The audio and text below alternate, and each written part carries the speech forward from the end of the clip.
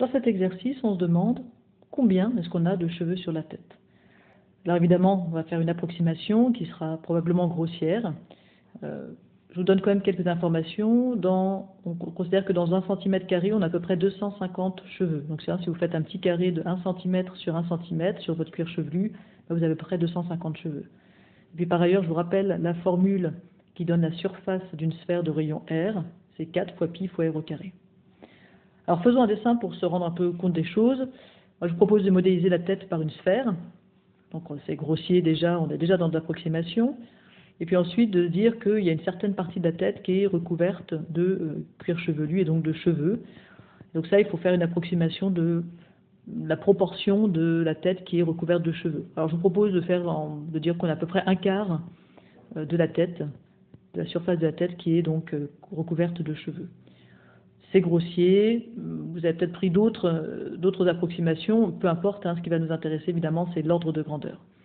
Alors on va maintenant pouvoir calculer d'abord la surface totale de la tête, on va en déduire que donc il y a à peu près un quart qui est recouvert de cheveux et on pourra en déduire finalement le nombre de cheveux qu'on a sur la tête. Alors, surface de la tête. Pour faire la surface de la tête, on a dit que c'était la surface de cette sphère. Alors cette sphère, il faut que j'en donne le rayon. Le rayon d'une tête, on va dire, pour faire simple, c'est à peu près 10 cm. Donc on doit faire 4 fois pi fois r au carré avec un rayon ici de 10. Donc 4 fois, pour pi je vais prendre 3, je vais faire très simple. Et pour donc le rayon on a dit 10, donc 4 fois 3 fois 10 au carré, ce qui fait à peu près 12 fois 10 au carré. Si je l'écris en écriture scientifique, ça fait 1,2 fois 10 puissance 3 cm².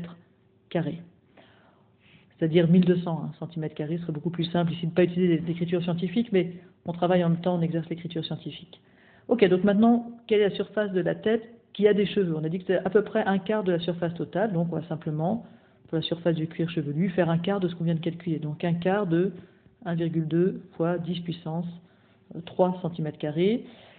Alors, un quart de 1,2, ça fait 0,3, donc 0,3 fois 10 puissance 3, ce qui fait 3 fois 10 puissance 2, ou 300, ce serait plus simple, cm² de cuir chevelu.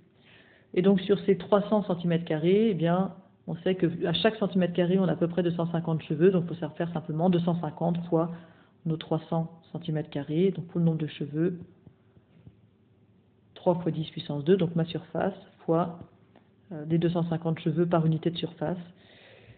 Alors 3 fois 250, ça fait 750, donc on a 750 fois 10 puissance 2.